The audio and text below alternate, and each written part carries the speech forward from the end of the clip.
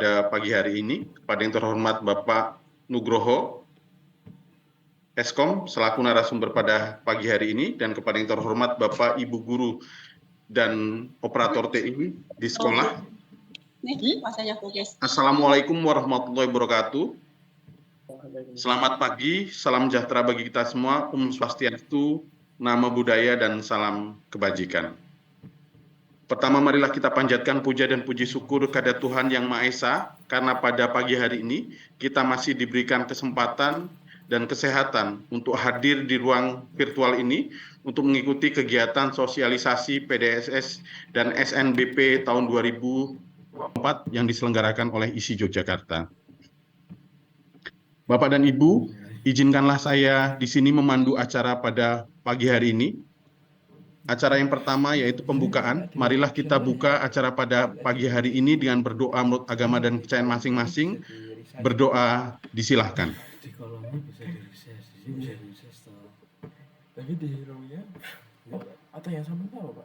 Berdoa selesai. Acara selanjutnya mendengarkan lagu Indonesia Raya. Pada operator dipersilahkan.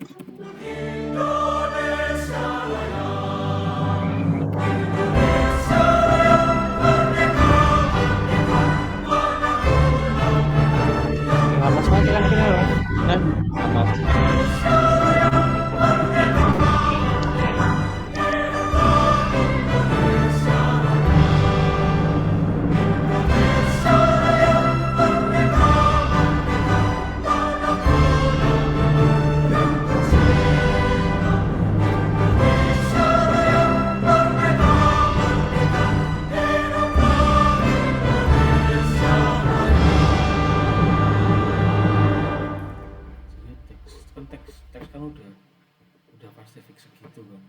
Nggak bisa di ini ya, Pak. Panjang gitu. Bisa gini ya, misalkan begini. Ya, belum. Terima kasih Bapak Ibu. Acara selanjutnya sambutan dari Rektor ISI Yogyakarta kepada beliau Bapak Dr. Irwandi MSN, disilahkan. Baik, terima kasih. Assalamualaikum warahmatullahi wabarakatuh. Salam sejahtera untuk kita semua. Shalom, Om Swastiastu, Namo Buddhaya, dan salam kebajikan, Rahayu.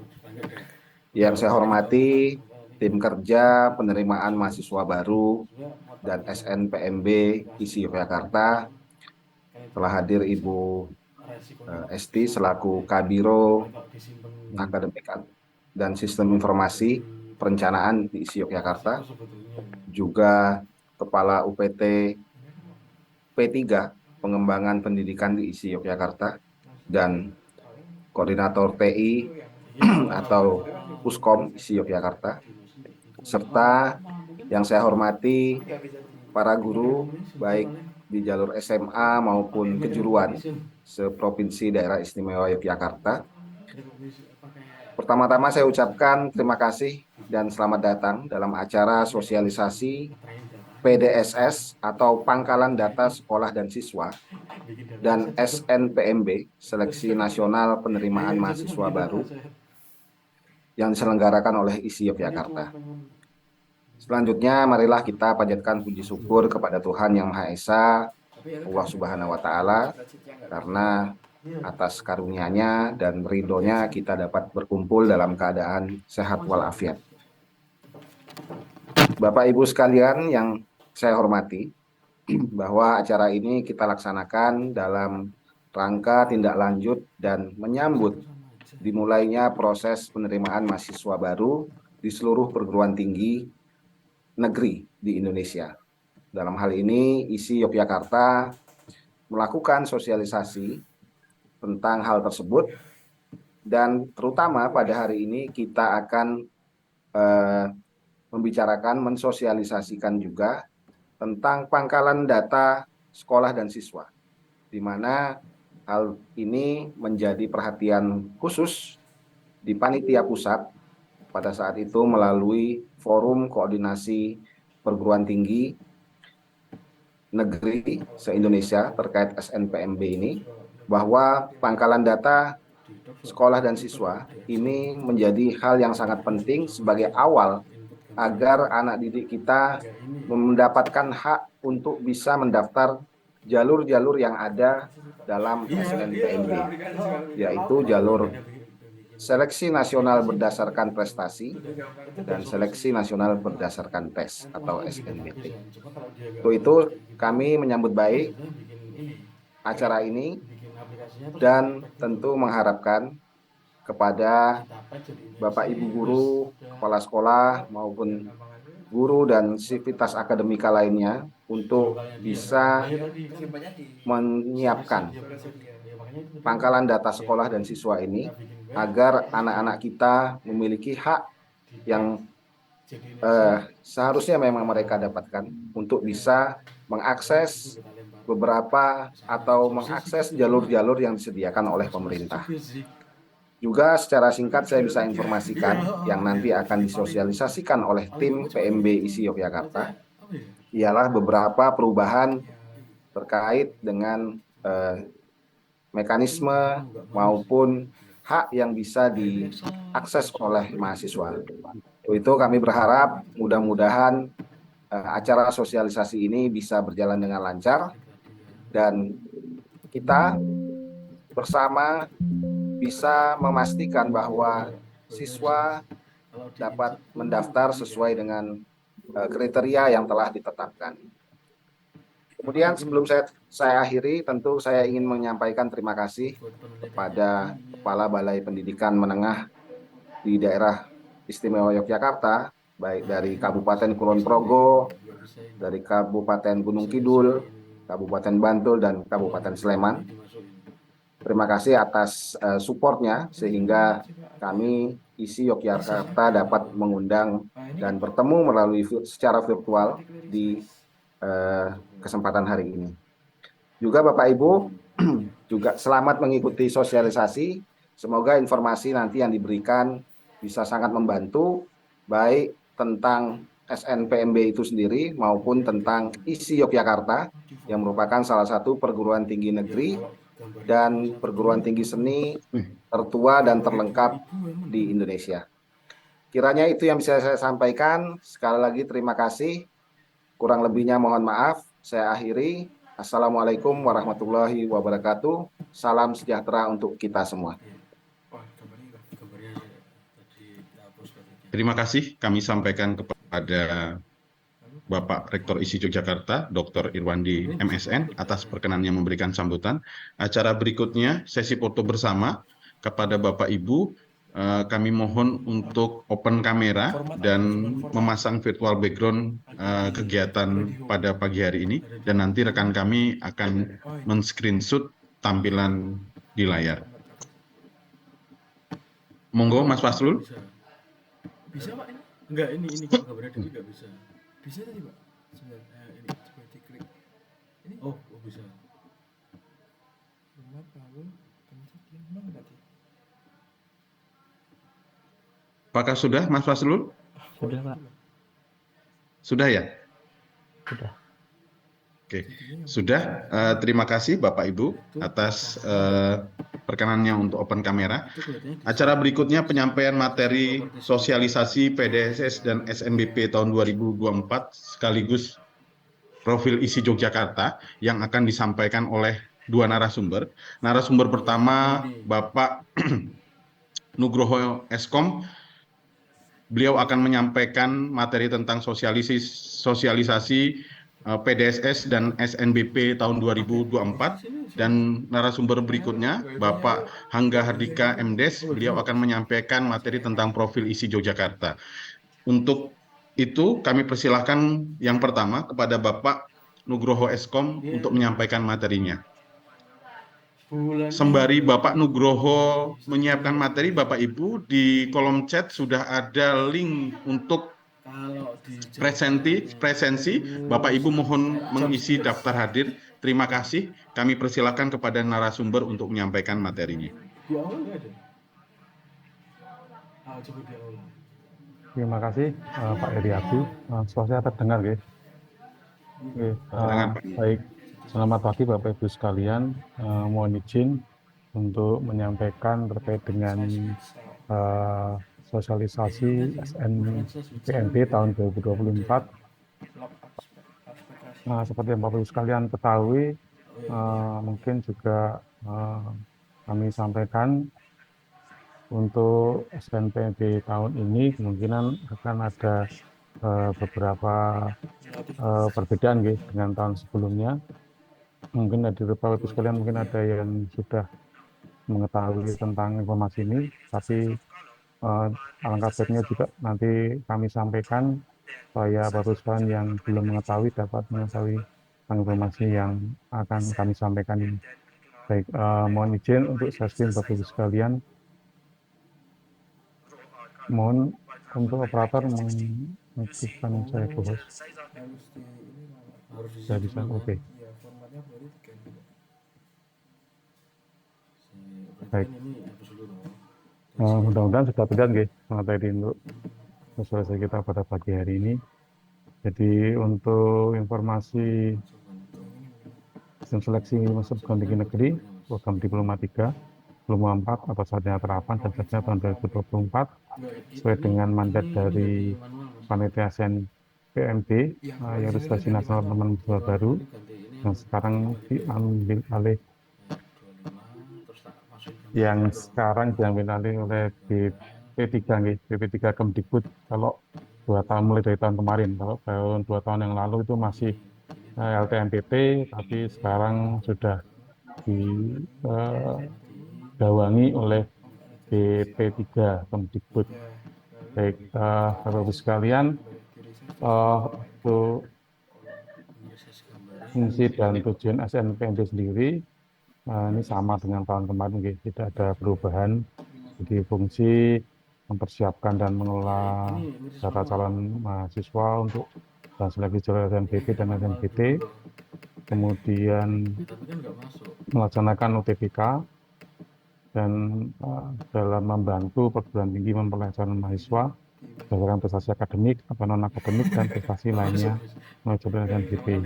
Kemudian membantu memperoleh calon mahasiswa berdasarkan hasil UTBK saja atau UTBK dan kriteria lain yang ditetapkan bersama oleh BPN melalui jalur SNBP. Baik, mungkin ini tidak ada perubahan dengan tahun kemarin, hampir sama.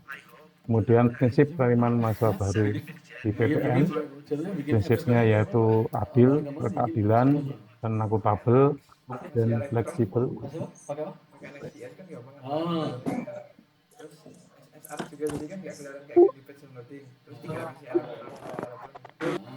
Mungkin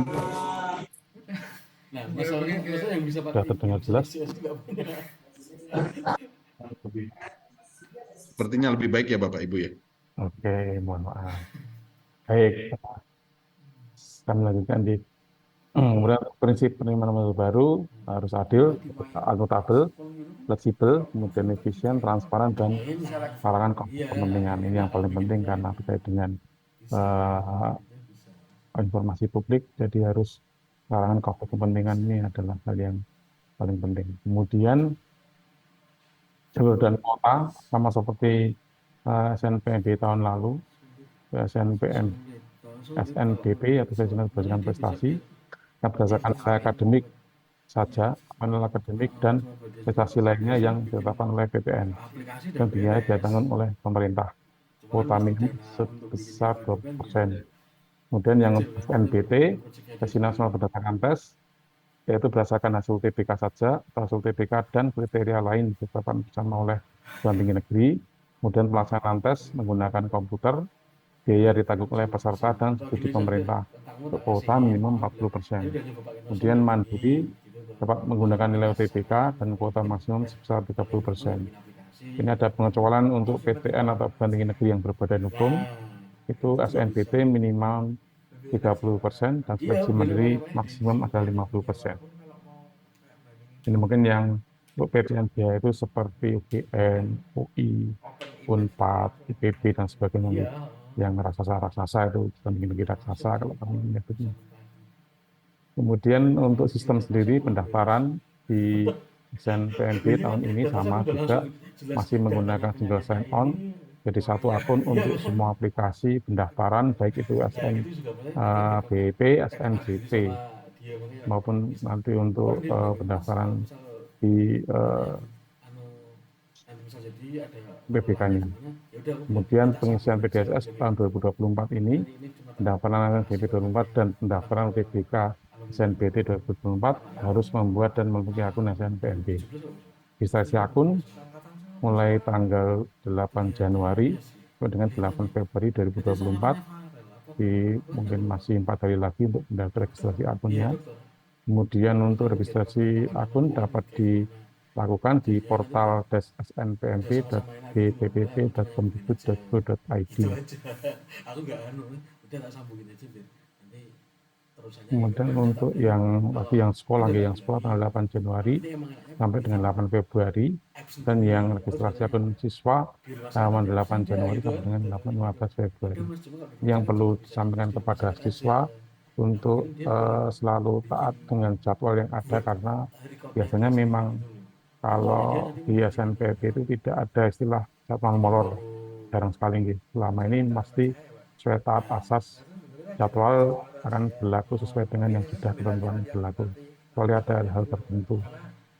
Dimohon juga disampaikan kepada siswa Bapak Ibu untuk pendaftaran jangan sampai melewati batas waktu yang telah ditentukan.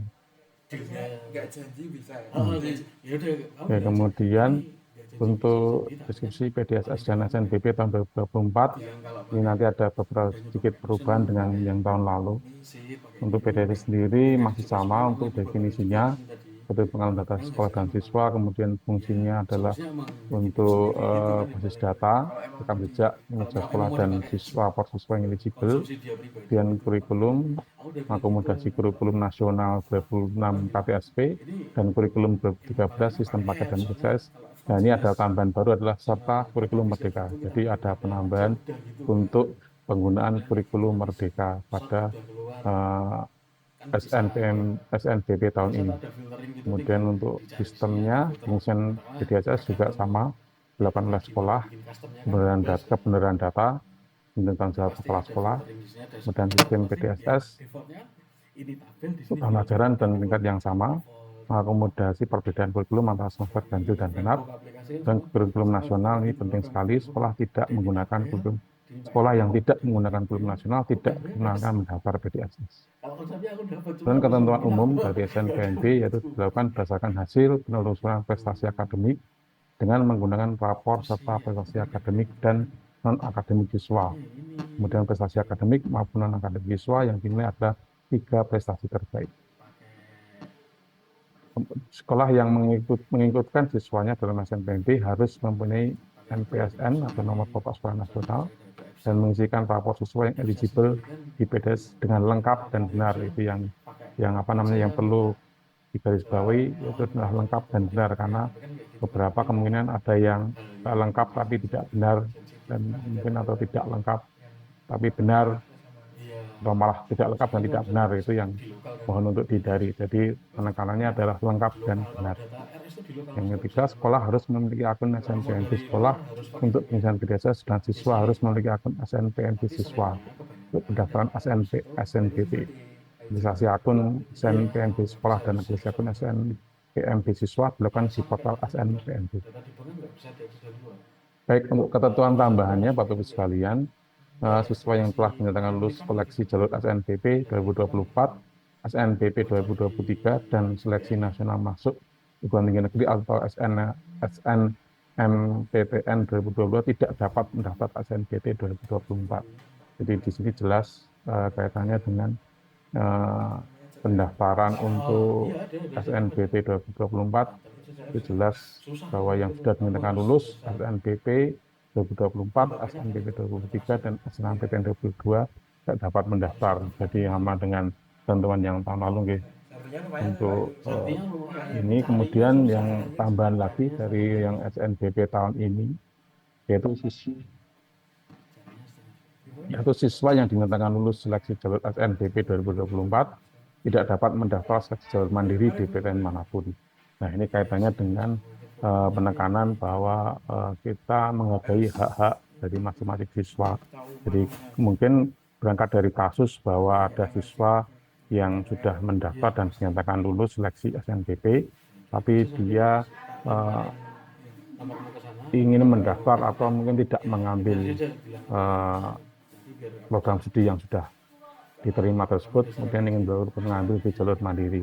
Nah, ini mungkin ada ketidakadilan bagi siswa-siswa yang lain. Kalau misalnya dia diterima di mandirinya, kemudian mengambil program mandiri, itu otomatis akan kursi yang disediakan di jalur SNBP akan kosong, dan ini akan merugikan bagi siswa-siswa yang seharusnya bisa mengisi tapi tidak dapat mengisi karena ranking tidak memenuhi. Nah, ini berangkat dari hal tersebut alasan kenapa untuk yang sudah lulus seleksi tidak dapat mendaftar di jalur mandiri. Jadi perlu diterangkan kepada siswa, perlu diumumkan kepada siswa, Bapak Ibu sekalian, mohon bahwa untuk memilih prodi baik pilihan pertama maupun pilihan kedua, mohon untuk memilih dengan hati-hati, dengan seksama, bahwa memang itu nanti yang akan dipilih yang benar-benar harus dijalani oleh siswa tersebut. Jadi jangan sampai asal memilih atau mungkin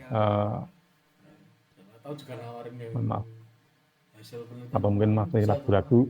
Jadi kalau misalnya dia sudah diterima, baik itu pilihan 1 maupun pilihan 2, itu harus mendaftar atau meregistrasi ulang di perguruan tinggi tersebut. Jadi apabila tidak, nanti dia tidak akan bisa mendaftar di jalur mandiri di PTN manapun. Baik itu untuk penekanan di pendaftaran jalur SNBP. Kemudian untuk persyaratan sekolah sendiri,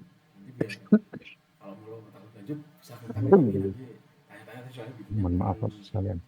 Kemudian untuk persyaratan sekolah sendiri, untuk NPSN sama dengan tahun lalu, SMA atau SMK MA yang mempunyai NPSN atau nomor pokok sekolah nasional. Kemudian ketentuan akreditasi masih sama, akreditasi sekolah dengan akreditasi A mendapatkan 40% terbaik sekolahnya, dan akreditasi B 25% terbaik sekolahnya, akreditasi C dan lainnya 5% terbaik sekolahnya. Kemudian untuk mengisi LPDC sendiri, nanti data siswa yang diisikan hanya yang eligible sesuai dengan ketentuan.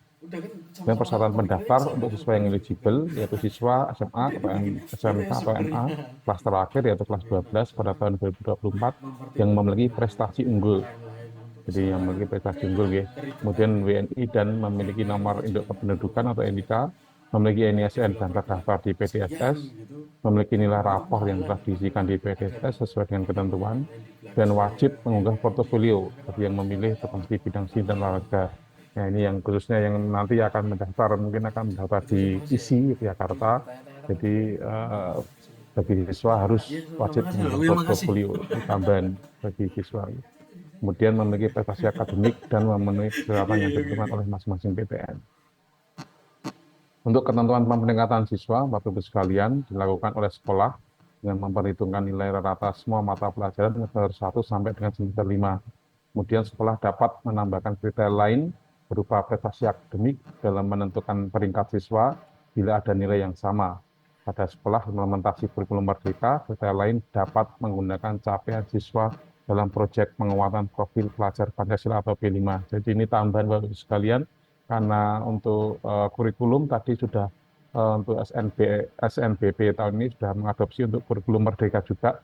Jadi kriteria yang bisa digunakan juga menggunakan capaian siswa dalam proyek penguatan profil pelajar Pancasila atau P5.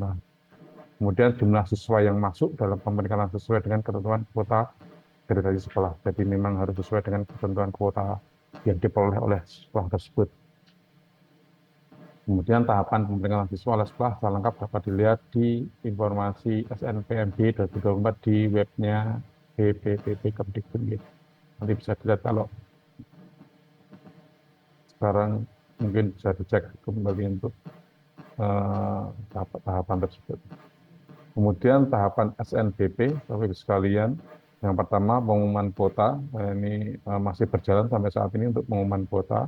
Ini juga sudah ada berita terbaru dari BPPT terkait dengan kuota di webnya BPPT. Kemudian yang kedua, registrasi akun SNPMB sekolah. Wajib membuat akun setiap sekolah. Kemudian yang ketiga, registrasi akun SNPMB siswa. Wajib juga bagi siswa untuk mendaftar, meregistrasi akunnya. Setelah itu akan dilakukan pemeringkatan siswa, dilakukan oleh sekolah sesuai dengan ketentuan kuota kedua sekolah. Selanjutnya pengisian PDSS oleh sekolah. Setelah itu ada siswa dapat melakukan pendaftaran SNBP. Kemudian setelah mendaftar memilih program studi, dapat memilih 2 program studi dari 1 PTN atau 2 PTN. Kemudian setelah itu bagi yang mendaftar di program tinggi seni atau olahraga, di seni dan olahraga dapat wajib untuk mengunggah portofolio. Setelah mengunggah portofolio akan dilakukan seleksi jalur SNBP berdasarkan kriteria yang ditetapkan oleh masing-masing PTN. Setelah itu pengumuman SNBP, kemudian yang terakhir siswa wajib daftar ulang sesuai dengan ketentuan PTN yang dituju. Kemudian untuk pilihan program studi di SNBP, Bapak Ibu sekalian, setiap siswa yang eligible diizinkan untuk memilih program studi di PTN. Kemudian setiap siswa dapat memilih 2 program studi dari 1 PTN atau 2 PTN. Siswa dapat memilih 2 program studi, apakah mau memilih hanya satu saja, enggak masalah, bisa, atau 2 bisa untuk memilih program studi di 2 PTN. Kemudian jika memilih 2 program studi, salah satu harus berada di PTN pada provinsi yang sama dengan SMA, PMA, atau SMK asalnya. Jadi kalau misalnya ada siswa yang memilih 2 program studi, satunya harus sesuai dengan domisili siswa tersebut PTN-nya. Jadi kalau misalnya dia di SMA 1 Bantul, PTN memilih 2 program studi, salah satunya harus di Jogja, PTN yang harus dipilih oleh siswa tersebut. Kemudian jika memilih 1 program studi, dapat memilih PTN yang berada di provinsi manapun. Baik, untuk portofolio Bapak Ibu sekalian, ini bagi siswa yang memilih program studi bidang seni dan olahraga wajib mengunggah portofolio. Ada 11 jenis portofolio yang berlaku di SNBP dan SNBT. Ada olahraga, kemudian seni itu ada 10, ada seni tari, seni musik, seni karawitan, etnomusikologi, seni rupa desain dan kriya, kemudian teater, fotografi, film televisi, seni pedalangan, dan pencatasik. Jadi nanti untuk portofolio ini ada bisa sana, setiap tahun ada ketentuan-ketentuannya, dan nanti akan diunggah ketentuan atau panduan untuk pengunggahan portofolio seperti jenis file, kemudian bentuk portofolio seperti apa dan sebagainya, nanti ada ketentuannya. Nanti mohon siswa dapat mengecek terus di laman BPPT Kemdikbud. Untuk ruang lingkup SNPMB tahun ini, yang terlibat adalah perguruan tinggi negeri sebanyak 76 PTN akademik, 43 PTN vokasi, dan 24 PT Keagamaan Islam Negeri, PT KIN, Keagamaan Islam Negeri. 24 seperti UIN dan sebagainya. Kemudian program vokasi dan program akademik ada 585 diploma 3, 604 diploma 4 atau sarjana terapan, dan 3.411 sarjana. PTN vokasi yaitu program diploma 3 dan diploma 4 atau sarjana terapan, dan PT KIN hanya program studi yang umum saja yang ditawarkan. Kemudian diploma dan sarjana, ini adalah definisi diploma dan sarjana. Untuk diploma menekankan pada pengembangan keterampilan dan penalaran dalam penerapan ilmu pengetahuan dan atau teknologi. untuk sarjana sendiri mampu mengamalkan ilmu pengetahuan dan teknologi melalui penalaran ilmiah. Nah, ini yang penting Bapak Ibu sekalian perlu dicermati kembali dan disampaikan ke siswa untuk jadwal SNBP tahun 2024, pengumuman kuota sekolah tanggal 28 Desember sudah ada di lamannya BPPT. Kemudian masa sanggah kuota sekolah tanggal 28 Desember 2023 sampai dengan 17 Januari 2024. Jadi sekarang sudah masuk masa sanggah. Kemudian nanti pengisian PDSS dilaksanakan tanggal 9 Januari sampai dengan 9 Februari selama 1 bulan. Jadi mohon Bapak Ibu untuk dapat melakukan pengisian PDSS sesuai dengan waktu yang telah ditentukan dalam sebulan itu, mohon untuk dapat menyelesaikan pengisian PDSS. Kemudian pendaftaran SNBP nanti akan dilaksanakan tanggal 14 sampai 28 Februari 2024 dan pengumuman hasil SNBP dilaksanakan tanggal 26 Maret 2024. Setiap seluruh kegiatan pada hari yang sudah ditentukan akan diakhiri pukul 15.00 WIB. Ini adalah setiap tahun seperti ini untuk SNPMB. Jadi pasti pengumumannya diakhiri pukul 15. Kemudian deskripsi UTBK SNBT tahun 2024. Jadi setelah SNBP, Bapak sekalian masih sama. Untuk selanjutnya adalah UTBK dan SNBT. Untuk ketentuan umumnya, peserta SNBT hanya diperbolehkan mengikuti UTBK 2024 sebanyak 1 kali. Kemudian hasil UTBK 2024 hanya berlaku untuk mengikuti SNBT dan penerimaan di PTN tahun 2024. Kemudian seleksi jalur SNBT 2024 berdasarkan hasil UTBK 2024 dan portofolio bagi peserta yang memilih studi seni dan atau olahraga. Jadi sama ketentuan dengan tahun lalu. Dan untuk ketentuan tambahannya, ini ada beberapa perubahan juga, ada tambahan. Yang pertama mungkin sama dengan tahun lalu, bahwa siswa yang telah dinyatakan lulus seleksi jalur SNBP 2024, SNBP 2023, dan SNMPTN 2022 tidak dapat mendaftar SNBP 2024. Kemudian ada tambahan untuk siswa yang dinyatakan lulus seleksi jalur SNBP 2024, tidak dapat mendaftar seleksi jalur mandiri di PTN manapun. Jadi sudah tadi kami sampaikan juga, mohon untuk mencermati pilihan-pilihan untuk beberapa studi yang dipilih atau ingin didaftarkan oleh siswa. Dan yang ketiga, peserta yang dinyatakan lulus melalui jalur SNBT 2024 dan telah daftar ulang atau registrasi di PTN yang dituju, tidak dapat diterima pada seleksi jalur mandiri 2024 di PTN manapun. Ini ada tambahan juga, mungkin highlight dalam penerimaan SNPFB tahun ini, bahwa memang yang sudah dinyatakan lulus jalur SNBT, kalau tadi SNBP, kalau ini SNBT juga 2024 dan telah daftar ulang atau registrasi di PTN yang dituju, itu adalah tidak dapat diterima pada jalur mandiri di PTN manapun. Jadi ini memang salah satu cara dari pemerintah atau penyelenggara SNPMB untuk mengeliminir mungkin siswa-siswa yang sudah dinyatakan diterima tapi tidak mengambil prodi tersebut. Kita hindari hal seperti itu. Baik, kemudian untuk persyaratan peserta UTBK SNBT 2024, yang pertama siswa SMA atau MA atau SMK kelas 12 atau kelas terakhir pada tahun 2024 atau peserta didik paket C tahun 2024 dengan umur maksimal 22 tahun per 1 Juli 2024. Jadi Bapak Ibu sekalian, ini perubahan dengan yang tahun lalu. Kalau tahun lalu itu maksimal 25 tahun. Tapi sekarang diperpendek lagi supaya gap-nya dengan yang mahasiswa yang atau calon siswa yang lain, siswa yang baru tidak terlalu besar. Jadi diminimalkan, maksimal 22 tahun umurnya.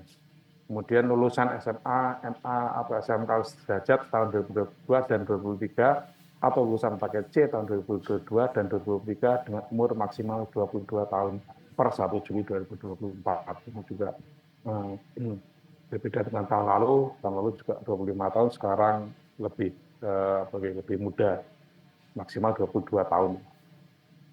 Dan membayar biaya UTBK, kecuali peserta KIP kuliah. Tentang UTBK 2024 sendiri, Bapak Ibu sekalian, untuk pelaksanaan UTBK ada di pusat UTBK atau subpusat UTBK. Kalau untuk pusat UTBK nanti ujian UTBK-nya akan dapat dilaksanakan di beberapa perguruan tinggi negeri. Kemudian untuk materi tesnya masih sama, terdiri dari tes berbasis skolastik atau TPS matematika, literasi dalam bahasa Indonesia, dan literasi dalam bahasa Inggris. Kemudian kesempatan tesnya setiap peserta hanya diperbolehkan mengikuti satu kali saja. Kemudian pelaksanaan tes dilaksanakan dalam 2 gelombang selama 14 hari dan 28 sesi, 2 sesi setiap harinya. Hasil tesnya, setiap peserta akan diberikan hasil tes secara individu. Tunanetra atau hambatan visual akan melakukan tes dengan jadwal dan waktu tes sendiri. Nanti di lamannya BPPT nanti akan ada petunjuk atau bisa memilih yang khusus bagi peserta yang tunanetra atau ada hambatan visual, nanti bisa diinformasikan atau diwakilkan untuk bisa dilihat di webnya BPPT. Kemudian materi UTBK 2024 masih sama juga dengan tahun lalu. TPS atau tes berbasis skolastik, mengukur kemampuan kognitif, kemudian literasi dalam bahasa Indonesia dan bahasa Inggris, mengukur kemampuan untuk menggunakan mengevaluasi, merefleksikan jenis teks untuk menyelesaikan masalah, dan mengembangkan kapasitas individu sebagai warga Indonesia. Kemudian pengalaman matematika mengukur kemampuan berpikir menggunakan konsep, prosedur, fakta, dan alat matematika untuk menyelesaikan masalah sehari-hari. Jadi Bapak-Ibu sekalian, untuk tahun ini ada sedikit bantuan bantuan bagi siswa untuk bisa melihat contoh-contoh soal maupun framework dari soal-soal yang terdahulu. Jadi siswa itu bisa diberikan gambaran seperti apa sih sebenarnya soal-soal yang terkait dengan materi UTBK. Itu ada di webnya BPPT, Bapak-Ibu sekalian, nanti mungkin bisa kami tunjukkan. Kemudian pendaftaran UTBK SNBT tahun 2024, yang pertama harus login di portal SNPMB dan memilih menu pendaftaran UTBK SNBT dengan akun SNPMB-nya. Dan setelah itu melengkapi biodata, mengisi dan melengkapi biodata, unggah pas foto berwarna terbaru, dan verifikasi biodata serta unduh dan unggah pernyataan bangsa dan apa hambatan visual.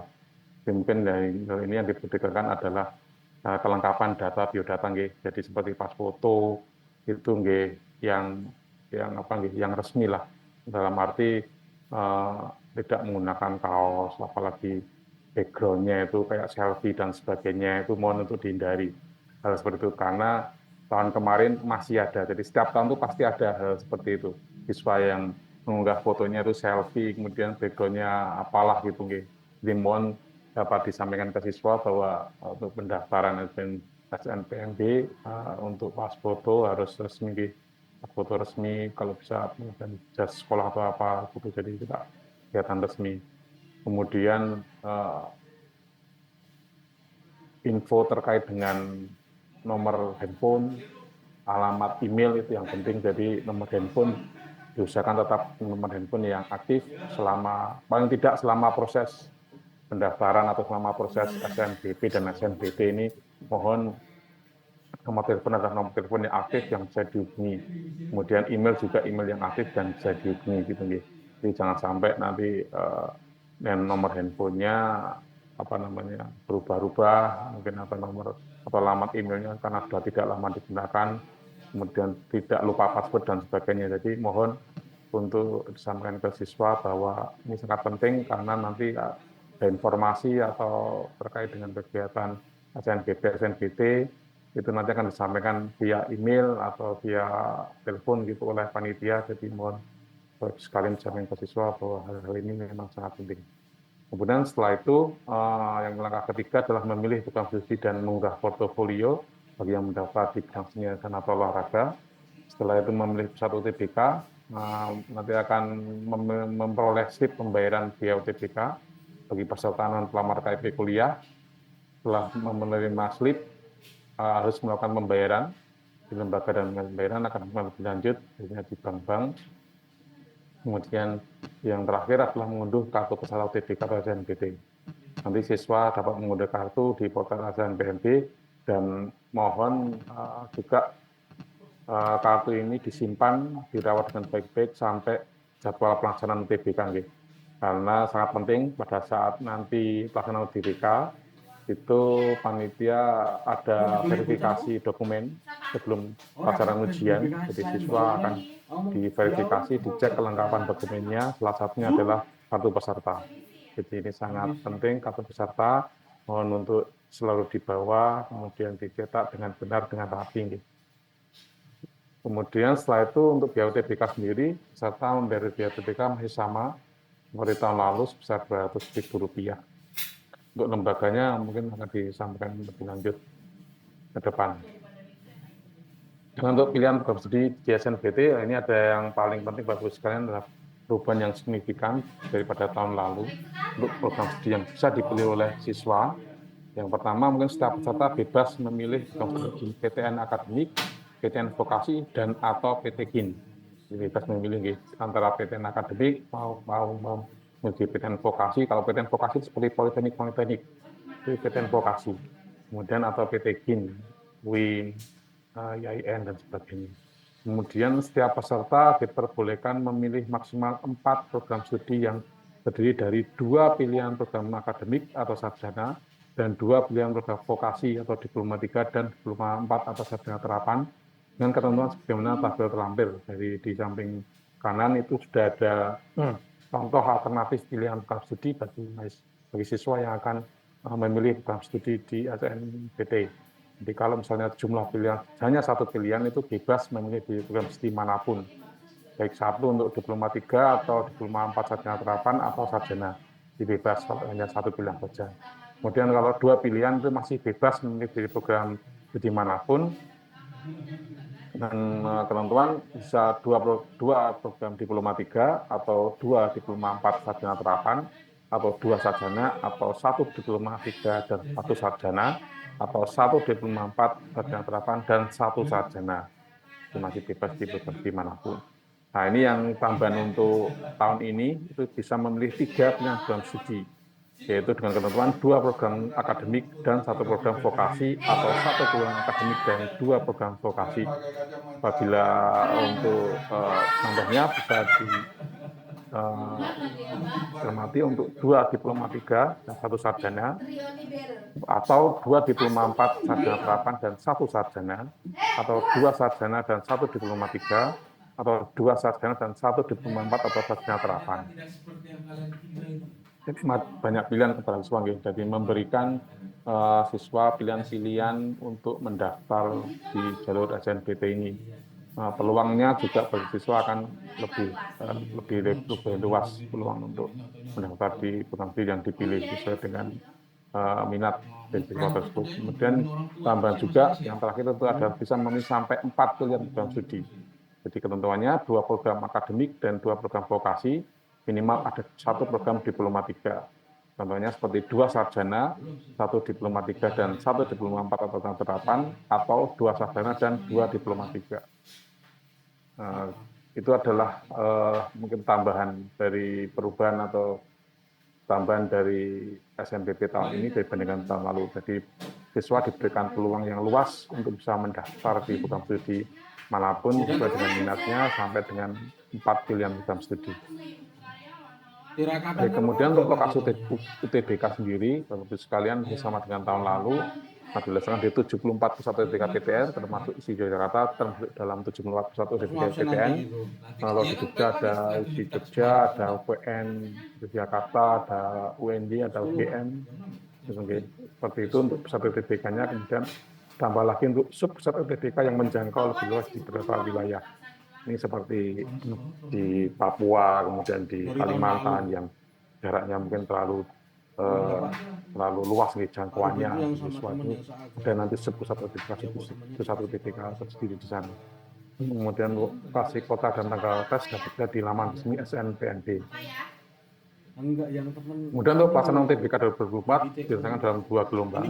Per gelombang selama 7 hari, per hari dilakukan dalam 2 sesi, pagi dan siang.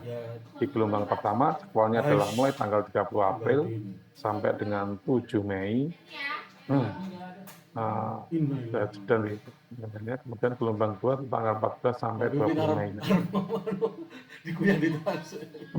Kemudian mohon maaf tadi gelombang 1 itu 30 April, kemudian lanjut tanggal 2 sampai 7 Mei, gelombang 2 14 sampai 20 Mei langsung. Nah ini untuk catatannya, jumlah hari dan sesi ujian memperhitungkan jumlah pendaftar di pusat UTBK PTN beberapa wilayah, maka UTBK akan bersamaan dengan waktu ibadah sholat. Nanti informasinya resmi akan disampaikan di laman SNPMB. Bapak-Bapak sekalian, perlu juga kami informasikan untuk pelaksanaan UTBK, nanti siswa mohon dapat datang setengah jam sebelum jadwal pelaksanaan UTBK. Jadi mohon atau sehari sebelumnya, dari sebelum pelaksanaan UTBK, siswa bisa melihat dulu tempat ruang ujian tesnya. Nanti biasanya Perguruan Tinggi Negeri Pusat UTBK sudah menyediakan petunjuk arah, kemudian tempat-tempat UTBK di mana sudah ditempel tempatnya. Jadi siswa mohon sehari sebelumnya H-1 bisa mengunjungi pusat UTBK yang dipilih untuk melihat mengecek gedung supaya pada saat hari H pelaksanaan siswa tersebut bisa langsung menuju ke ruang lokasi UTBK, gedung mana, ruang mana, lantai berapa, gitu, supaya juga menghemat waktu bagi siswa sendiri. Karena kalau misalnya mendadak atau belum mengecek, takutnya nanti pada saat hari H-nya akan salah tempat dan seperti yang lainnya gitu, nanti akan menyita waktu bagi siswa itu sendiri.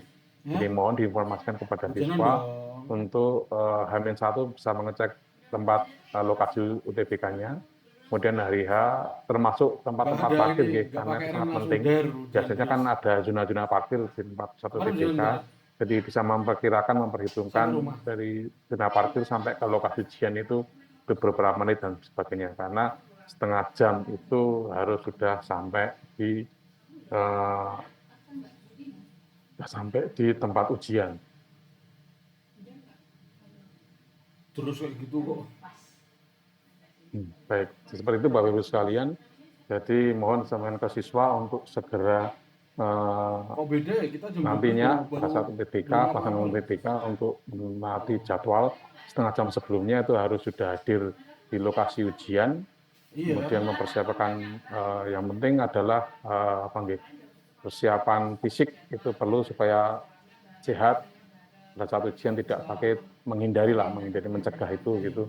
Istirahat yang cukup dan sebagainya, kemudian sarapan pagi untuk misalnya ada yang mengetahui pagi, ujian di pagi hari, jadi supaya pada saat ujian itu dapat melakukan ujian dengan baik, karena dalam pengalaman kami pada saat pelaksanaan ujian itu biasanya ada siswa yang ketiduran dan sebagainya, itu mal. Jadi nanti mengganggu siswa itu sendiri, tapi yang penting sudah diinformasikan bahwa untuk persiapannya dipersiapkan dengan baik pada saat pelaksanaan ujian. Baik, kemudian untuk jadwal UTBK SNBT tahun 2024, ini yang penting Bapak-Ibu sekalian, untuk pendaftaran UTBK SNBT itu akan ada di tanggal 21 Maret sampai dengan 5 April 2024, kemudian pelaksanaan UTBK gelombang 1 tanggal 30 April 2024 dan 2 sampai 7 Mei 2024. Kemudian pelaksanaan UTBK gelombang 2 tanggal 14 sampai 20 Mei 2024, pengumuman hasil SNBT tanggal 13 Juni 2024, dan masa unduh sertifikat UTBK tanggal 17 Juni sampai 31 Juli 2024. Seluruh kegiatan seperti yang saya sampaikan akan diakhiri pukul 15 WIB. Kemudian untuk peserta beasiswa KIP kuliah diberikan kesempatan kepada siswa yang akan mendaftar atau melamar beasiswa di KIP kuliah. Siswa pendaftar dari keluarga kurang mampu secara ekonomi dapat mengajukan bantuan biaya pendidikan skema Kartu Indonesia Pintar Kuliah untuk KIP kuliah.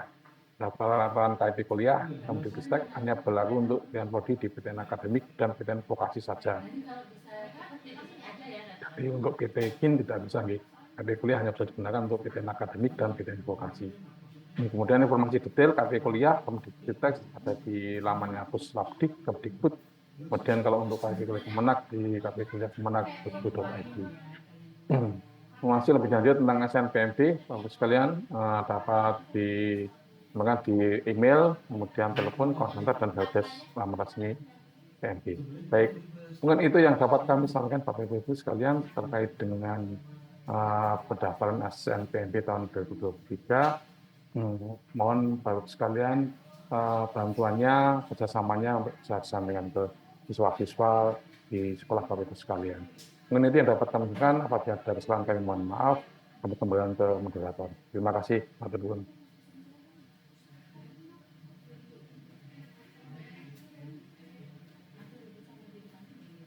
Terima kasih kami sampaikan kepada Bapak Nugroho atas perkenan yang memberikan materi. Pertanyaannya kita tampung saja, nanti akan disampaikan ke sesi tanya jawab. Selanjutnya materi kedua yang akan disampaikan oleh Bapak Hangga Hardika MDes. Beliau akan menyampaikan tentang profil ISI Yogyakarta seperti deskripsi singkat ISI Yogyakarta, berbagai program prodi yang ada di dalamnya, dan bagaimana proses pendaftaran di ISI Yogyakarta. Kepada beliau, Bapak Hangga Hardika, disilahkan. Baik, terima kasih Mas Heri Abi atas waktunya. Apakah sudah terdengar, Mas Heri? Sampun, Bapak, sampun. Baik, semoga terdengar dengan jelas, Ki. Selamat pagi, Ibu Bapak Guru sekalian yang saya hormati. Saya senang banget nih, sebenarnya pengen ketemu langsung ini dengan Ibu Bapak Guru sekalian. Kalau diisi kayaknya lebih seru, Mas Heri. Bu, acaranya diisi aja gitu, sambil nonton pertunjukan gitu ya, Ibu Bapak, nonton pameran kayaknya. Nonton pameran ya, Pak? Ya, itu kayaknya lebih seru gitu. Baik, karena ini belum bisa ketemu, izin saya share screen untuk sosialisasi tentang beberapa prodi di ISI Yogyakarta. Izin nggih Bapak Ibu sekalian. Baik, apakah sudah terlihat Ibu Bapak? Sudah. Sudah, oke, siap. Baik, terima kasih Ibu Bapak sekalian. Selamat datang di ISI Jogja, meskipun dalam bentuk virtual ya, sebuah perguruan tinggi negeri seni yang tertua, terbesar, dan terbaik di Indonesia. Karena ini masih banyak yang belum tahu juga ternyata kalau ISI itu masih sering ada yang nanya, kok kampus negeri atau bukan? Nah, ini kami sampaikan bahwa kami termasuk dalam komunitas perguruan tinggi negeri di Indonesia. Jadi juga menyelenggarakan UTBK juga nanti putra-putri ibu bapak kalau ingin mendaftar PTN, kalau ingin tes diisi, kami juga siap menampung untuk tes UTBK-nya bisa diisi Jogja. Baik, terima kasih Ibu Bapak. Jadi ISI Yogyakarta berdiri pada tanggal 23 Juli tahun 84, tetapi sebenarnya lebih tua dari itu ya, karena kami sebenarnya gabungan dari 3 akademi. Yang pertama Akademi Seni Rupa Indonesia, Akademi Musik Indonesia, dan Akademi Seni Tari Indonesia. Nah, ketiganya ini bergabung, kemudian tahun 1984 diresmikan dan menjadi satu. Harapannya akan terjadi kolaborasi gitu antara bidang-bidang seni yang ada di 3 akademi. Mohon di-mute Mas Heri, mungkin. Baik, kami lanjutkan. ISI Yogyakarta saat ini akreditasinya A, dan beberapa waktu yang lalu kami juga di GS World Ranking itu sempat masuk di ranking top 100 dunia untuk di Fakultas Seni Pertunjukan, dan saat ini untuk di Fakultas Seni Rupa dan Desain kami ada di ranking 100 sampai 150 dunia. Jadi untuk ranking 50 ke atas tuh memang kadang nggak dikasih rankingnya gitu, jadi berbarengan bersama-sama ya. Untuk di Indonesia, untuk Fakultas Seni Rupa dan Desain ranking 101 sampai 150 itu hanya ada ISI Yogyakarta dan juga FSRD ITB ya. Jadi cuma 2 kampus yang masuk di top 150 dunia. Baik, kami ada 3 fakultas dan 1 program pascasarjana Ibu Bapak Guru sekalian. Jadi yang pertama ada Fakultas Seni Rupa, Fakultas Seni Pertunjukan, Fakultas Seni Media Rekam, dan program pascasarjana. Jadi ini ada di 2 area kampus, untuk Fakultas Seni Rupa, Seni Pertunjukan, dan Seni Media Rekam ada di kampus Sewon, sedangkan di program Pasca Sarjana menempati bekas kampus Akademi Musik Indonesia yang ada di Jalan Suryo Dininggratan, Kota Yogyakarta. Mungkin Ibu Bapak Guru kalau ingin melanjutkan S2, S3 di ISI juga boleh, ini monggo sekalian promosi ini untuk Bapak Ibu gurunya. Baik, yang pertama untuk Fakultas Seni Rupa, kami punya 9 program studi, Bu Bapak. Yang pertama ada program studi seni murni. Seni murni itu nanti anak-anak bisa memilih lukis, patung, dan seni cetak grafis. Kami ada semua. Lalu yang kedua ada program studi kriya bagi adik-adik siswa-siswi SMA yang tertarik di bidang kerajinan, ini terutama Bantul ini. Saya rasa kota craft banget ya Mas Heriabi. Karena banyak eksportir, juga mantan rektor kami, almarhum Prof. Timbul, itu juga salah satu lulusan kriya, eksportir ternama juga. Jadi tidak melulu ya jurusan itu harus yang seperti zaman kita dulu. Nah ini program studi kriya atau craft juga menarik. Yang berikutnya ini jurusan paling favorit Ibu Bapak. Di ISI Jogja ada program studi desain komunikasi visual. Ini memang lagi tren sekali. Yang ingin jadi konten kreator, desainer grafis, desainer iklan, ya bisa kuliah di sini. Yang ingin jadi komikus dan sebagainya bisa kuliah di desain komunikasi visual. Ini jurusan paling favorit. Mohon Ibu Bapak kalau ada anak didiknya yang ingin masuk ke sini, tolong dipersiapkan portofolionya dengan baik karena persaingan yang paling ketat. Kayaknya hampir di seluruh kampus termasuk jurusan yang favorit sekali. Yang keempat ada jurusan desain interior. Ini bagi teman-teman yang suka menata rumah, yang suka dunia arsitektur, anak-anaknya bisa diarahkan ke program studi desain interior.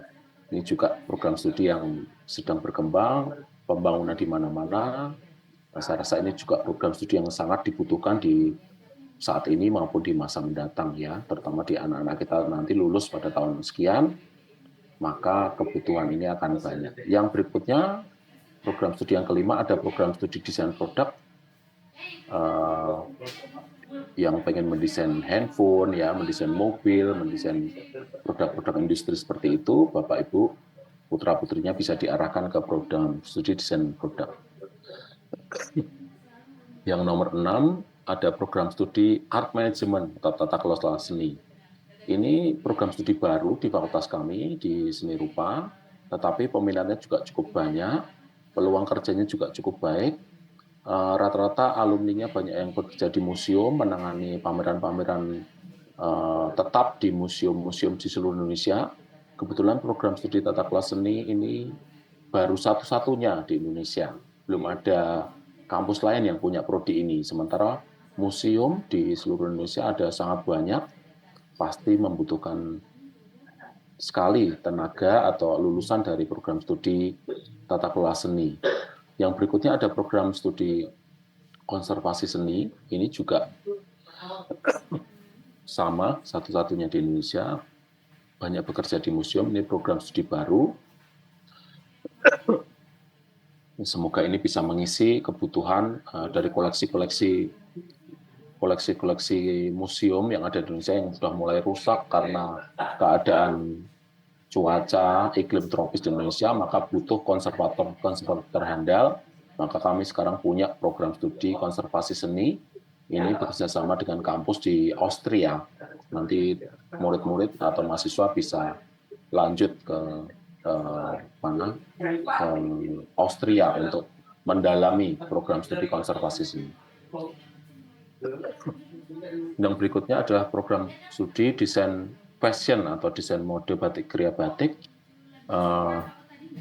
Teman-teman siswa yang suka dengan dunia fashion bisa masuk ke program studi D4 desain mode kriya batik. Juga yang terakhir kami punya program studi desain media. Ini yang suka dengan dunia digital, bikin aset-aset digital, suka bikin aset-aset game, ya, bisa masuk ke program studi D4 desain media. Nanti akan saya share materi ini juga, nanti Bapak Ibu bisa klik lah video profil Fakultas Seni Rupa di tombol di merah di bawah ini. Bapak Ibu bisa klik sendiri untuk melihat profilnya secara langsung ya. Nah, ini beberapa tokoh karya-karya alumni seni rupa. Kalau Bapak Ibu yang dari Jakarta mungkin pernah lihat patung Tugu Pancoran, patung Selamat Datang, itu karya dari pematung ternama namanya Pak Edi Sunarso. Lalu ada karya VW yang dilipat ini ya, seniman ini punya ide-ide luar biasa. Mobil bisa dilipat jadi bola seperti ini karya Pak Ivanur, alumni dari ISI juga. Lalu yang berikutnya ada Fakultas Seni Pertunjukan. Ini Bapak Ibu yang punya siswa-siswi yang tertarik di bidang musik, tari, karawitan, bisa masuk di fakultas kami, di Fakultas Pertunjukan. Kami ada 10 program studi, Bapak, dari mulai tari, karawitan, pedalangan, teater, pendidikan seni pertunjukan, etnomusikologi, musik, pendidikan musik, penciptaan musik, sampai dengan penyajian musik ya. Ini jadi ada beberapa kategori. Kalau memang ingin jadi performer, penampil, Bapak Ibu bisa memilih beberapa prodi di Fakultas Pertunjukan, tetapi juga ada anak-anak yang karakternya pengen di belakang layar ya, menjadi koreografer ya, menjadi pencipta musik, arranger ya, bekerja di balik studio, juga bisa memilih program studi penciptaan musik. Kalau ingin menjadi guru kesenian, guru seni pertunjukan, Bapak Ibu bisa mengarahkan anak-anaknya untuk masuk ke program studi pendidikan seni pertunjukan. Kalau ingin yang guru musik bisa masuk ke program studi pendidikan musik. Ini beberapa alumni, beberapa tokoh yang mewakili Fakultas Seni Pertunjukan. Yang pertama semua kenal ya, baru saja tahun lalu memenangkan Indonesian Idol, ini Mbak Salma Salsabil, salah satu tokoh juga yang sekarang mulai dikenal ya. Ada Mbak Soimah, lalu yang lagi ngehits juga ini di Netflix, kalau Bapak Ibu putra-putranya mungkin langganan Netflix bisa nonton serial Gadis Kretek ini, yang jadi bapaknya Dian Sastro ini juga Pak Rukman Rusadi, ini salah satu dosen di program studi teater ya, jadi bisa diajar langsung oleh beliau yang merupakan aktor nasional. Juga ada Mas Kukuh yang menciptakan lagu Mendung Tanpa Udan. Nah, itu anak teater, tapi karena ada mata kuliah penulisan naskah bisa menuliskan lagu yang cukup terkenal ya beberapa tahun ini. Yang berikutnya ada Fakultas Seni Media Rekam. Nah, ini juga sangat diminati saat ini, termasuk favorit juga program studi televisi. Sekarang nomor 2 favorit ya setelah DKV, jadi nomor 1 DKV yang paling favorit diisi, nomor 2 film televisi, nomor 3 desain interior, ini yang paling favorit diisi. Jadi mohon disiapkan putra-putrinya untuk menghadapi persaingan yang banyak, portofolionya disiapkan dengan baik untuk Ibu Bapak. Di Fakultas Media Rekam ada fotografi, film televisi, animasi, dan produksi film televisi. Ini prodi baru tahun kemarin mulai beroperasi, yang teman-teman yang fokus di produksinya, bukan di penyutradaraannya mungkin ya, di konsepnya, tetapi lebih ke produksi untuk jadi kameramen, jadi editor. Bapak Ibu bisa mengarahkan putra-putrinya untuk memilih di prodi D4 produksi film dan televisi. Untuk prodi animasi nanti ada peminatan juga, selain membuat animasi juga untuk perancangan game. Jadi Bapak Ibu juga bisa mengarahkan putra-putrinya yang suka main game, jangan dimarahi ya Ibu Bapak. Suruh ke isi aja, kalau yang nakal-nakal suka main game, suruh ke isi, siapa tahu justru jadi pembuat gamenya, bukan main game aja. Itu. Ini beberapa tokoh dari Fakultas Media Rekam. Kami ada Mas Iva Isfansyah dan Mas Edi Cahyono, ini yang sekarang jadi produser dan sutradara, produser juga untuk Gadis Kretek, beberapa kali memenangkan Piala Citra, memenangkan Toronto International Film Festival ya. Ini salah satu tokoh yang membanggakan lah di kami di Fakultas Seni Rupa, Fakultas Seni Media Rekam, karena ini berhasil membawa piala untuk mewakili Indonesia di ajang-ajang internasional untuk film-film karya-karya mereka. Yang berikutnya ini mungkin sisipan ya untuk Ibu Bapak Guru kalau ingin lanjut di pasca sarjana, bagi Bapak Ibu guru seni rupa atau guru seni, kalau ingin lanjut di magister seni maupun magister tata kelola seni atau dokter seni, bisa lanjut ke program pasca sarjana ISI Yogyakarta. Yang berikutnya ada fasilitas diisi. Sebenarnya ini cocoknya langsung aja ini Mas Heri, kalau lihat langsung ke prodi-prodi, ke studio-studio, ini lebih menyenangkan ya. Ini juga nanti materi akan saya bagikan. Bisa diklik video kampus tour di ISI Yogyakarta, jalan-jalan ke ISI. Mungkin meskipun jarak antara Kulon Progo ke ISI nggak terlalu jauh, tapi ya memang jarang ya, mungkin lewat ke ISI. Tapi kalau bisa mampir, kami akan siap menerima. Setiap hari Mas Heri Abi ini kedatangan tamu ya, beberapa bis justru dari luar-luar kota ya Mas Heri, dari Jawa Timur, dari Jawa Barat, itu sering setiap hari pasti kami ada tamu. Kalau Ibu Bapak mau main ke ISI, pasti kami juga siap menerima tamu Ibu Bapak semuanya untuk melihat-lihat pameran di ISI, pertunjukan di ISI, studio-studio. Di ISI ada studio 3D printing, studio las kayu, studio kayu, studio patung, studio fotografi, auditorium, semuanya bisa Bapak Ibu kunjungi langsung ke ISI Jogja. Nah, yang berikutnya ada prestasi-prestasi mahasiswa yang berkaitan dengan UKM. Paduan suara kita juga sering menang penghargaan, terakhir menang di Singapura, di Korea, ya tim marching band ISI juga sering menang di mana-mana, tim tari, tim pecinta alam kita, Saseni Tala juga sering mengadakan acara nasional di berbagai acara peduli lingkungan hidup dan sebagainya. Saya rasa ini juga bisa jadi minat ya, mengembangkan minat bagi putra-putri Ibu Bapak yang ingin kuliah di ISI.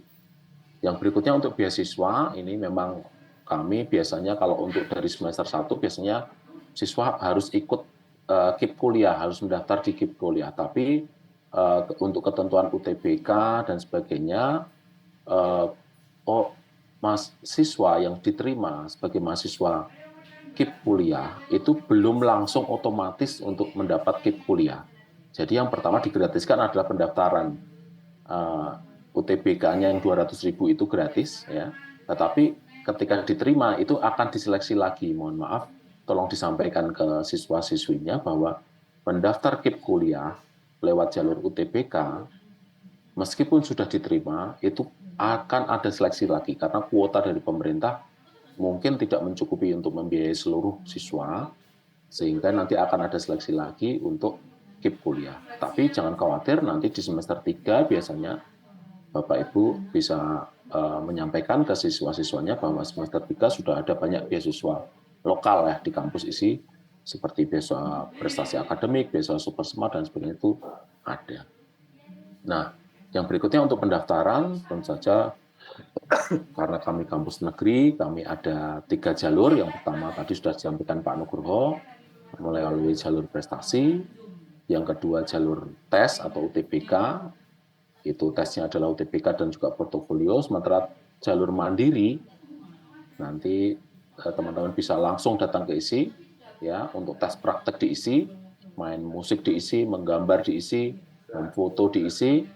Untuk jalur mandiri, bagi yang belum beruntung di gelombang 1, gelombang 2, bisa masuk di gelombang mandiri di ISI Yogyakarta.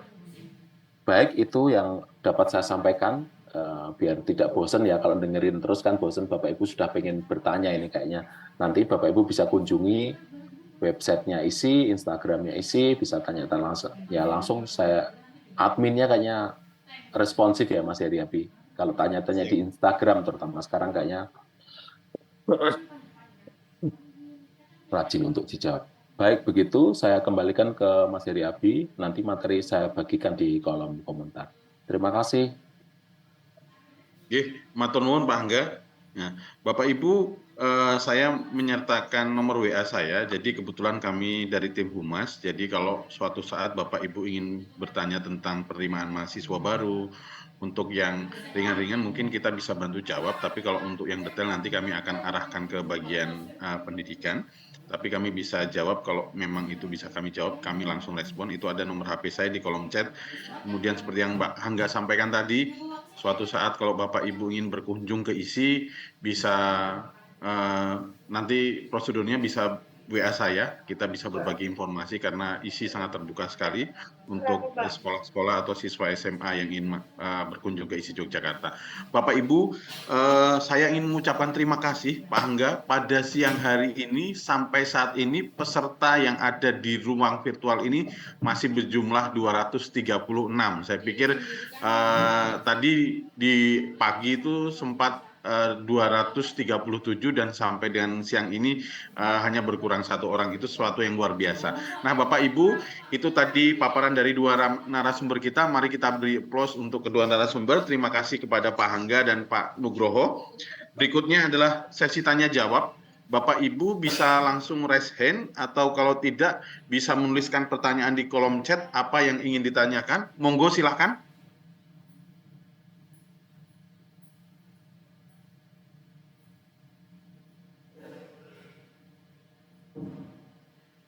Ini sudah ada pertanyaan Pak Hangga. Mohon maaf Pak Hangga karena Mas Nuk harus ke ruang sebelah karena harus ikut rapat tentang RPL, jadi beliau meninggalkan ruang ini walaupun beliau masih memantau di sebelah. Nah ini ada pertanyaan, apakah tidak ada sosialisasi khusus tentang input PDSS Pak? Baik, mohon bantu jawab, tapi kurang bisa menjawab lengkap ini mungkin ya. Jadi mohon maaf Ibu Bapak, untuk detail khusus untuk input PDSS mungkin memang kami dari PTN ini kan sifatnya membantu penyelenggaraan tesnya ya. Sementara untuk input data itu memang harus berkoordinasi langsung dengan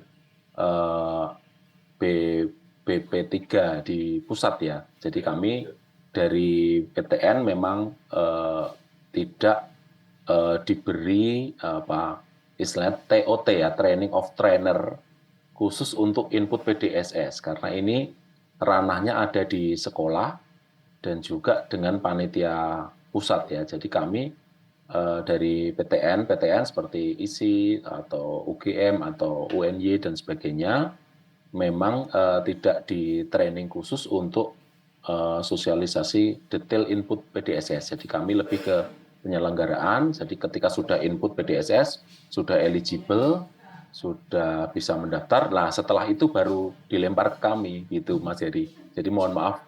Nanti mungkin Pak Nugroho kalau bisa di calling bisa menambahkan, tetapi sepanjang pengetahuan saya untuk detail PDSS itu memang diserahkan ke sekolah dan panitia pusat. Sementara kalau sudah terdaftar, lalu nanti mulai pertanyaan tentang tesnya dan sebagainya, lokasi tes nanti di UTBK dan sebagainya, ini memang akan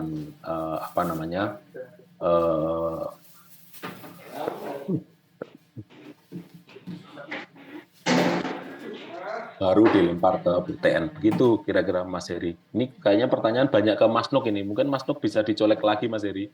Ke sini dulu, kayaknya banyak pertanyaan untuk Pak Nugroho. Oke. Saya coba colek Pak Nuk ya, Pak Hangga.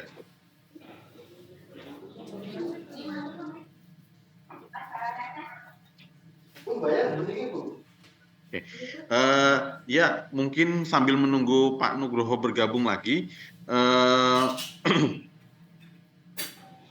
terkait dengan bagaimana pengisian PDSS itu sepertinya ada panduannya via YouTube ya Pak di LTMPT Pusat, sehingga kemudian itu bisa jadi referensi mungkin Pak Angga.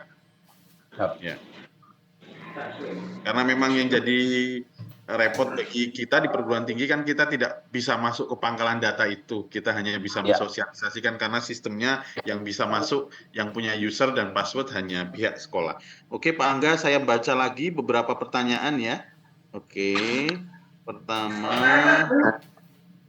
kami sudah terakreditasi A, namun di pengumuman kuota hanya 5%. Pertanyaan saya, apakah masa sanggah harus menunggu pendaftaran akun sekolah, Pak Angga? Wah, ini Pak Nugroho juga ini yang tahu ini. Saya yang berikutnya aja, pertanyaan berikutnya. Mohon maaf, nanti Pak Nugroho biar dicolek. Siap, nggih. Ini lagi proses mencolek. Pak Nugroho. Mohon maaf Bapak Ibu. Oke. Berikutnya lagi.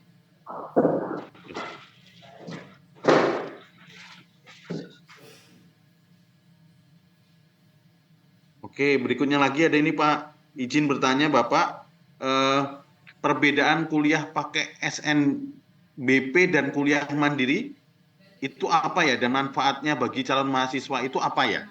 Baik, baik, terima kasih. Ini pertanyaan bagus sekali ya. Jadi sekarang saat ini seluruh PTN ada 3 gelombang, misalnya 3 jalur ya Ibu Bapak. Jadi yang pertama jalur prestasi. Terima kasih. Ini pertanyaan dari SMK Muhammadiyah Minggir ya. Dengan dari SMK Muhammadiyah Minggir. Terima kasih atas pertanyaannya. Jadi semua PTN sekarang ada 3 jalur masuk ya. Jalur masuk pertama lewat jalur prestasi via raportnya anak-anak dari semester 1 sampai semester 5 ditambah dengan portofolio kalau di kampus-kampus seni atau kampus yang jurusan olahraga. Tapi kalau di kampus yang biasa, yang non seni dan non olahraga itu cukup dengan nilai raport ya. Nah itu, lalu yang kedua adalah dengan jalur tes, yang ini seluruhnya berhak. Kalau tadi jalur prestasi itu yang berhak berapa persen ya sesuai kuotanya tadi. Kalau SMA-nya terakreditasi A berapa persen, dan sebagainya tadi sudah ya sudah dijelaskan oleh Pak Nugroho.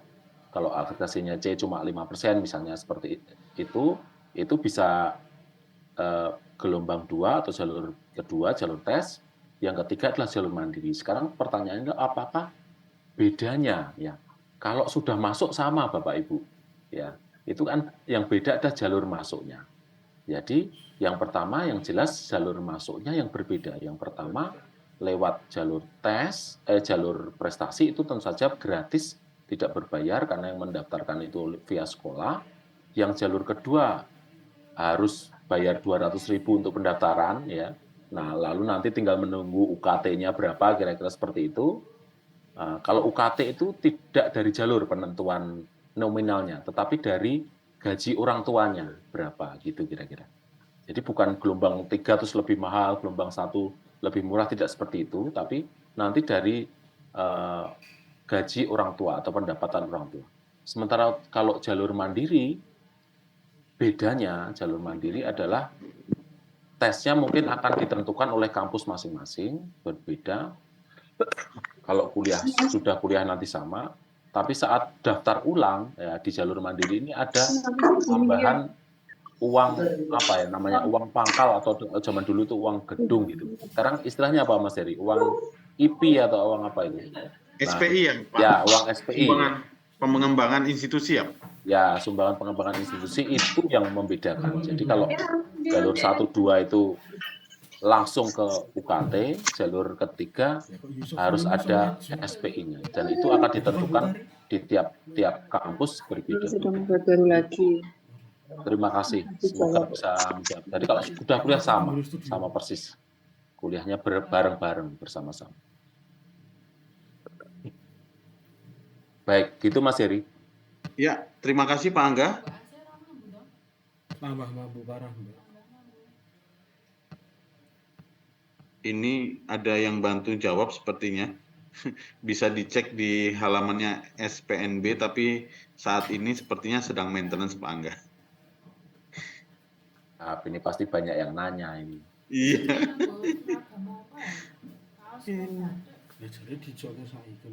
Sebentar ya. Nah, ini ada pertanyaan lagi nih, mungkin saya bantu jawab ini. Dari Pak Ade Wisnu ya, ini untuk mapel tidak sama di kelas 11 ya, karena ada mapel peminatan. Lalu nilai rata-ratanya seperti apa? Ya, untuk mulai tahun kemarin dan tahun ini, Bu Bapak, nilai yang digunakan adalah seluruhnya. Ya. Jadi semuanya ditotal terus di rata-rata. Itu yang pertama ya. Terus untuk jalur prestasi atau jalur undangan dulu namanya ya. Dulu jalur undangan atau jalur prestasi ini yang pertama adalah nilainya adalah seluruhnya. Lalu biasanya ada beberapa prodi tertentu, mohon dicermati, yang meminta tambahan nilai khusus itu dimasukkan sebagai portofolio. Misalnya prodi teknik sipil gitu, meminta tambahan nilai matematika gitu. Nah, nanti mohon dicek saja, tetapi tidak masalah, pelajarannya beda-beda, karena yang dinilai adalah seluruh mata pelajaran plus di rata-rata. Jadi menghormati seluruh pelajaran yang sudah ditempuh, tidak cuma mata kuliah yang UN doang ya, zaman dulu kan yang di UN kan gitu. Sekarang seluruh mata pelajaran Bapak untuk Pak Adi, semoga bisa menjawab. Itu Mas Heri untuk pelajaran.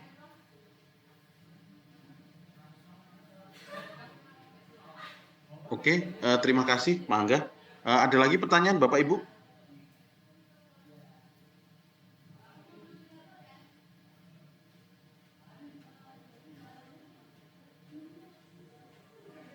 Pak Nuk belum bisa gabung lagi ini.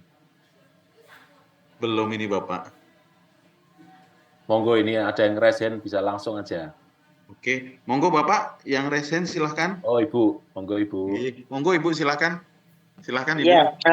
Ya, selamat siang Bapak sekalian dan juga rekan-rekan guru BK di sini. Jadi saya Mariani Pak dari SMA Olivan. Saya mau sharing aja bahwa memang kita ini kan punya beban ya untuk memasukkan akun sekolah dan siswa dengan sebaik-baiknya. Tapi memang karena portal ini itu baru akan dibuka nanti Pak, tanggal 8 Januari. Jadi kalau ini sementara ini kita bersabar dulu saja. Yang penting itu adalah bagaimana kita membuat rata anak-anak ini dulu aja gitu. Tentang SNPMB-nya gitu nanti dulu saja, itu pasti nggak akan berhasil. Kita mau masuk mau apa, saya sudah coba nggak bisa. Nanti tanggal 8 Januari baru mereka buka gitu, dan pasti ada petunjuk-petunjuknya. Saya berani jamin karena dari kami pertama, ini kali ketiga Pak kami melakukannya. Dari yang tidak tahu apa-apa sama sekali, itu petunjuknya itu sangat jelas gitu. Jadi rekan-rekan guru di sini mungkin perlu lerem sedikit dulu supaya yang penting itu kita nilai raportnya anak-anak kita itu ratanya bisa didapatkan. Itu yang penting dulu sih. Jadi begitu kita PMB-nya dibuka portalnya, kita udah punya bekalnya, jadi nggak cari-cari lagi gitu. Gitu sih Pak sharing saya. Terima kasih. Wah, terima kasih Ibu. Ya, ini pengalaman langsung ya, karena kami dari kampus mohon maaf tidak bisa membukanya kan Ibu. Jadi kalau Iya betul, memang Ibu haknya sendiri, sekolah ya, itu memang siap. dapodiknya dari dapodik sekolah. Siap. Terima kasih Ibu. Jadi yang penting dapodiknya itu memang mesti diperbarui sih. Kalau misalnya ini kan masih sampai tanggal 8 ya Pak ya. Barangkali perlu dapodik masing-masing sekolah itu dilihat lagi, keterangannya diperbarui gitu supaya nanti informasinya itu terpakai begitu. Terima kasih Ibu. Ada lagi pertanyaan? Mungkin Bapak Ibu? Atau mungkin ada yang langsung raise hand?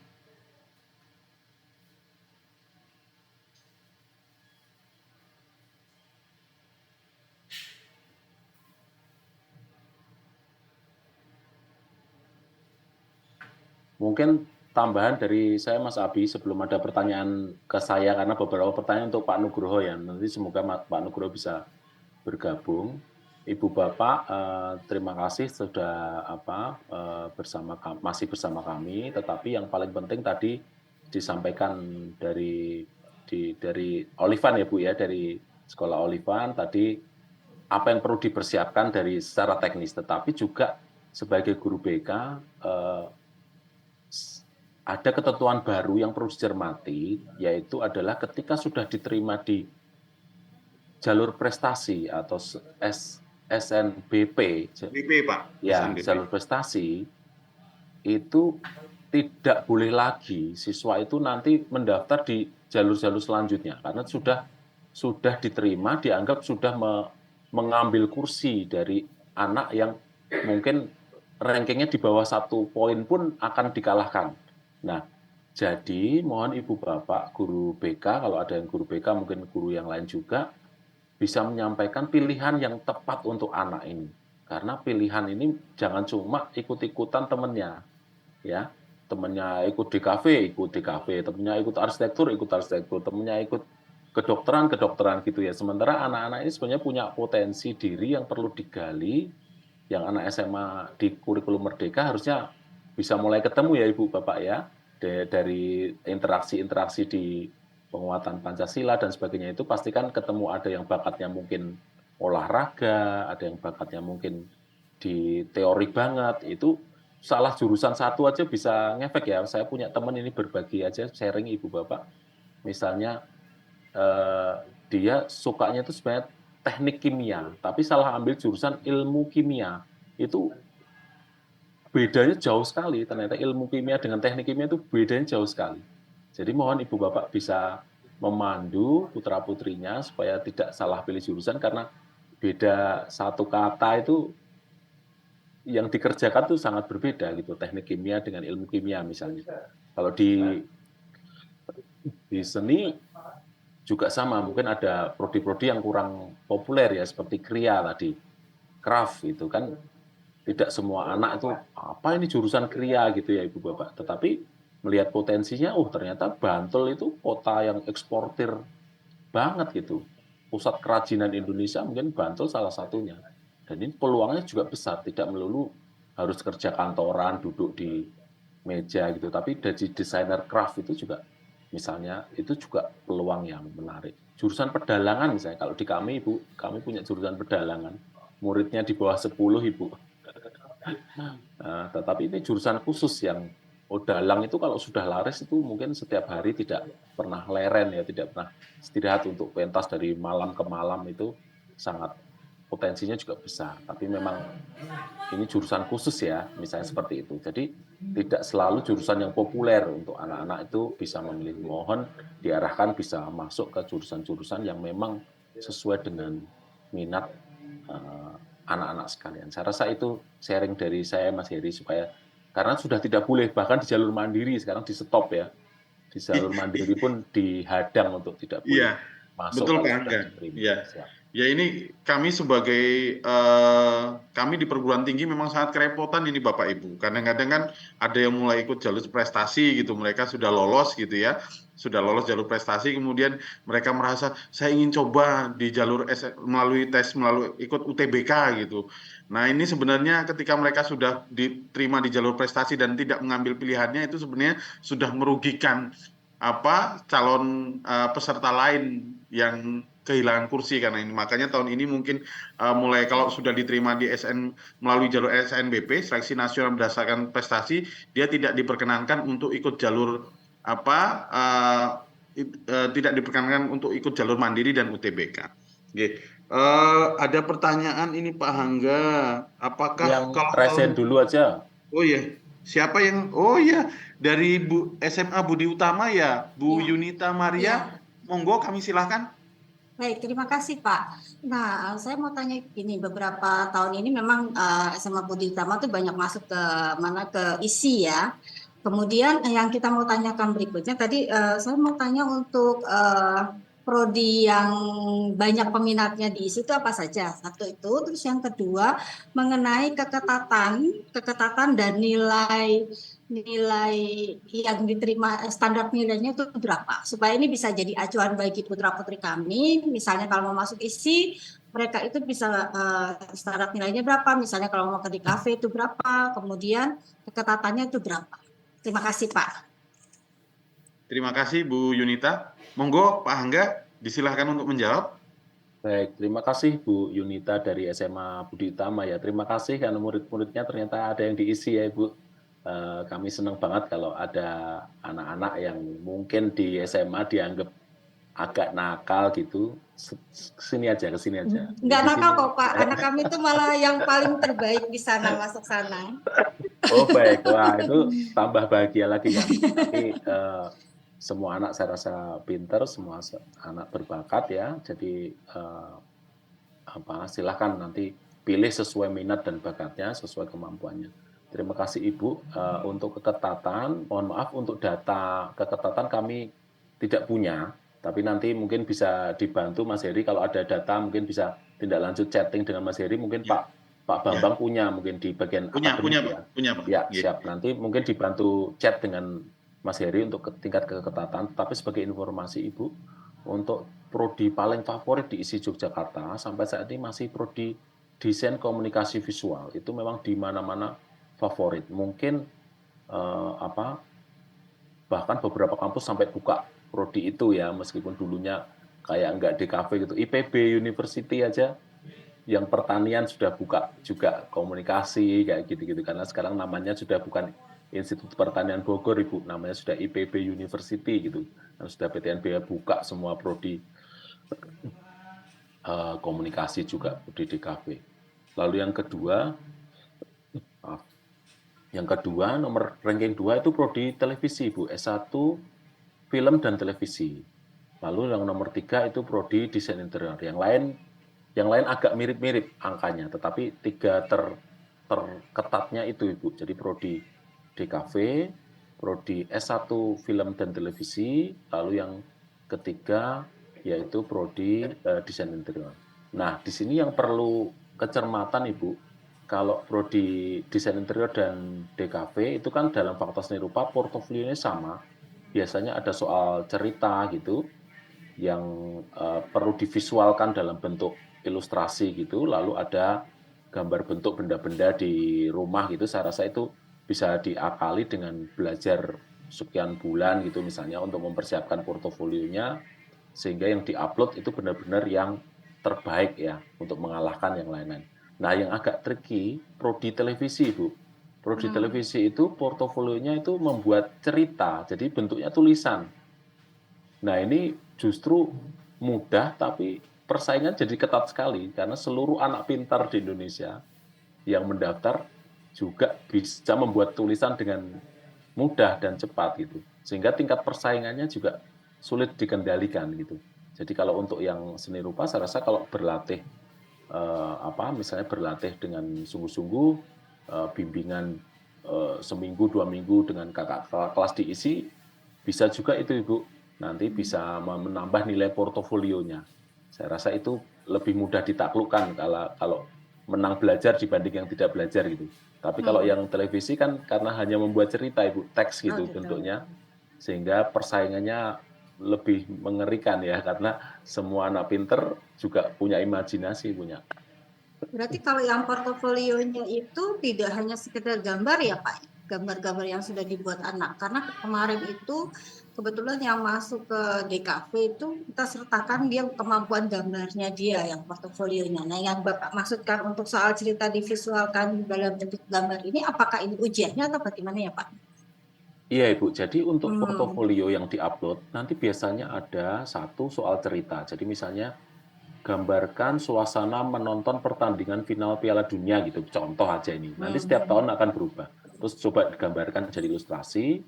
Biasanya kedua itu gambar bentuk atau menggambar benda-benda di sekitar ya, nanti biasanya suruh ngumpulin buah atau gelas atau cutter atau pulpen gitu di depan mejanya sendiri dikerjakan di rumah. Lalu yang ketiga yang itu Bu, portofolio yang tadi contoh gambar lama. Biasanya sudah ada format PowerPoint-nya Ibu. Jadi nanti siswa mohon mencermati PowerPoint-nya itu halaman 1 harus untuk gambar apa, halaman 2 untuk gambar apa, halaman 3 untuk gambar apa, halaman 4 misalnya pernah menang lomba apa, gambar di mana, itu diupload di halaman berapa, itu mohon dicermati saat mendownload. Bentuknya biasanya PowerPoint Ibu yang akan sudah ada template-nya. Jadi PowerPoint kosong, halaman 1 mohon diisi gambar ini, halaman 2 diisi gambar ini. Seperti itu kira-kira. Baik, terima kasih Pak. Terima kasih Bu Yunita.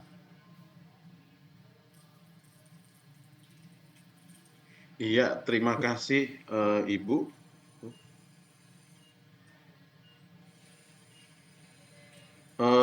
Ini menjawab pertanyaan tadi, ada salah satu pertanyaan Pak Angga yang bertanya, apakah kalau tahun lalu sudah pernah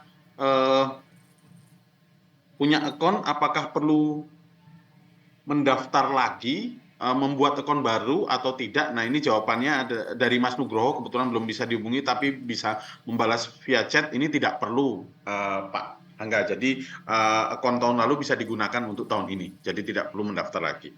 Mungkin ada pertanyaan lagi Bapak Ibu? Ada yang resen mungkin?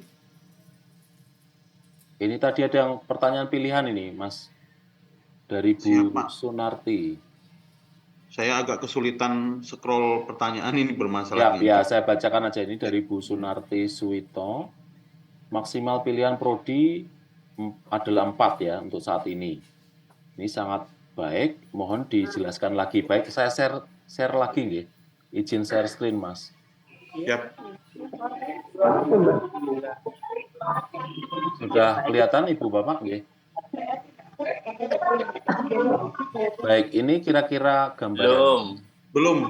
Belum kelihatan. Ya. Ini masih Diana Eni yang share screen. Siapa ini? Sudah? Belum ya? Saya coba share screen lagi. Ya, tadi sempat terlihat kemudian hilang. Oke, siap. Pak Angga. Ya, sudah terlihat? Sudah. Sudah terlihat nih. Kira-kira seperti ini Bu Bapak untuk program studi. Jadi saat ini untuk pilihan prodi untuk SNBT ya, ini untuk SNBT ini bisa memilih sampai dengan 4 program studi. Ya, jadi 2 program studi sarjana, lalu 2 D3 gitu boleh, 2 sarjana, 1 D4 dan 1 D3 itu juga boleh. Nah, yang perlu dicermati adalah kalau dia pilih 1 program studi itu bebas di provinsi manapun ya, bebas di provinsi manapun.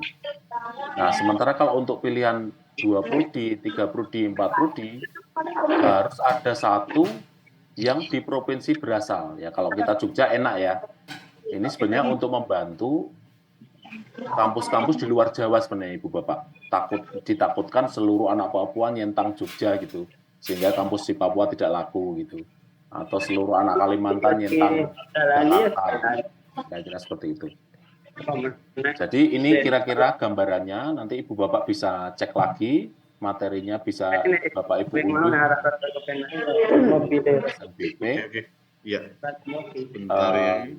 Nanti Bapak Ibu di SNPMB bisa Bapak Ibu unduh juga. Tadi sudah saya share juga di kolom komentar, nanti kalau perlu saya share lagi. Kira-kira ini yang bisa dipilih Ibu Bapak. Jadi mulai tahun kemarin ya, kampus-kampus vokasi atau politeknik itu juga bergabung dengan kita di kampus yang akademik, sehingga anak-anak punya pilihan lebih banyak ya, seperti itu kira-kira. Bahkan sekarang bergabung juga itu di UIN dan sebagainya, perguruan tinggi keagamaan Islam juga bergabung dengan kita. Situ juga boleh. Tapi kalau yang untuk perguruan tinggi kedinasan seperti STAN, sekolah tinggi statistik belum ya Pak? Belum. Ini kebetulan ada pertanyaan seperti ini. Apakah kalau sudah ikut SNBP, itu masih bisa mendaftar ke STAN atau sekolah tinggi ilmu statistik misalnya ini? Sepertinya kalau mereka belum tergabung di dalam LTMPT dan mereka belum digabung di sistem penerimaan mahasiswa baru ini, sepertinya masih bisa mendaftar ya Pak Angga ya? Iya. Kebetulan tetangga depan rumah ini contoh langsung, tetangga depan rumah ada yang baru saja keterima STAN ya tahun lalu, itu menggunakan nilai UTBK. Ini saya belum tahu peraturannya untuk tahun ini seperti apa. Jadi dia sudah keterima di UGM, program studi elektro, sudah kuliah 1 bulan kalau tidak salah, ternyata di STAN menggunakan nilai UTBK juga, diterima juga gitu, dan sehingga UGM-nya ditinggal. Nah ini yang nggak tahu, ini kan peraturan baru harusnya tidak boleh ya kalau sudah diterima di UGM lalu pindah ke STAN dengan nilai UTBK. Ini kan kasihan UGM ya. Tetapi saya belum tahu, Ibu Bapak, mohon maaf, peraturan tahun ini apakah juga di stop untuk STAN, terus sekolah tinggi ilmu statistik dan sebagainya, saya belum tahu. Tetapi tahun lalu bisa, Ibu Bapak. Jadi kebetulan contoh tetangga depan rumah langsung yang ada siswa yang keterima di UGM Elektro, lalu selang 1 bulan pergi ke STAN, sekarang sudah pindah ke sana. Jadi kasihan UGM sebenarnya menyeleksi anak pinter, sudah keterima, terus ditinggalkan begitu saja kursinya setelah 1 bulan kuliah.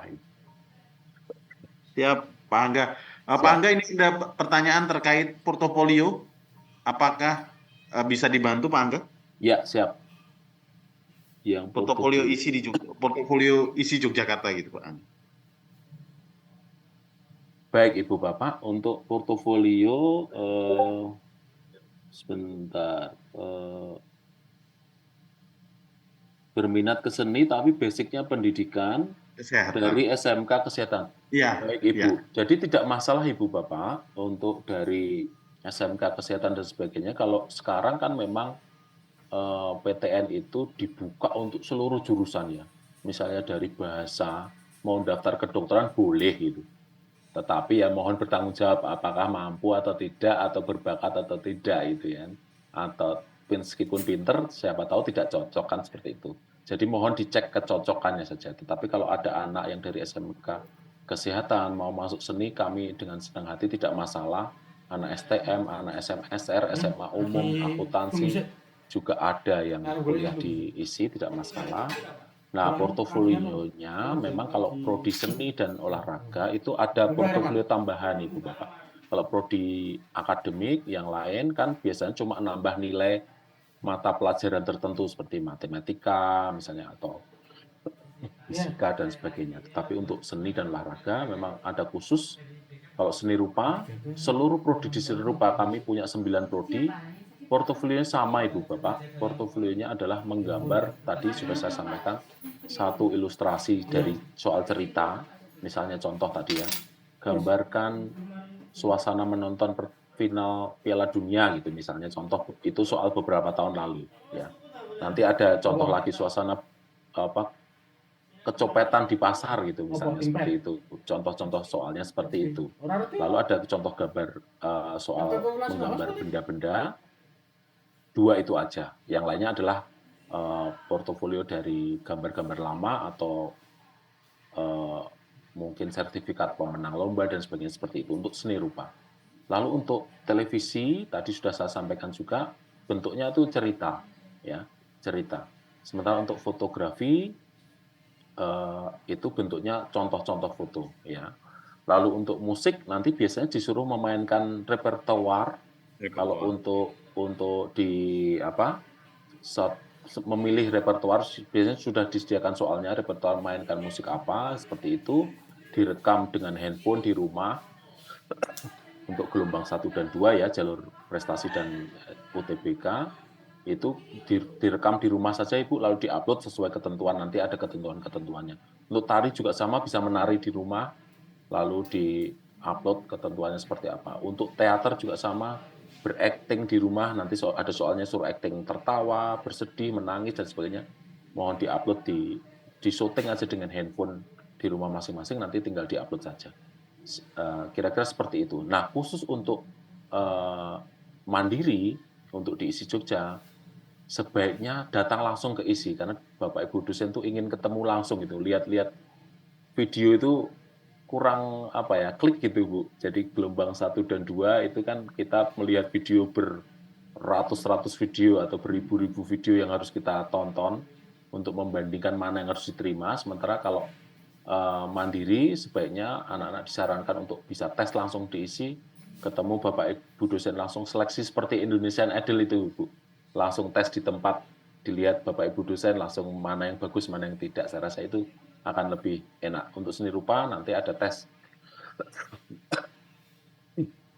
menggambar bersama-sama di Fakultas Seni Rupa. Kira-kira seperti itu untuk portofolionya. Jurusan apa aja bisa, sekarang diperbolehkan. Tetapi mohon untuk bertanggung jawab sesuai minatnya. Kira-kira Mas Heri. Siap, terima kasih Bapak Ibu. Ada pertanyaan lagi? Kita koni Mas Agung mau. Kalau tidak, mungkin acara siang hari ini kita cukupkan sekian ya Pak Angga. Ya, Bapak Ibu, mohon maaf karena Pak Nugroho tidak bisa diganggu, sehingga kalau nanti ada pertanyaan saya sudah menyertakan nomor HP saya di kolom chat ya Bapak Ibu. Jadi nanti Bapak Ibu kalau ada yang ingin ditanyakan bisa via WA, nanti coba saya bantu untuk memberikan jawaban atas pertanyaan Bapak Ibu.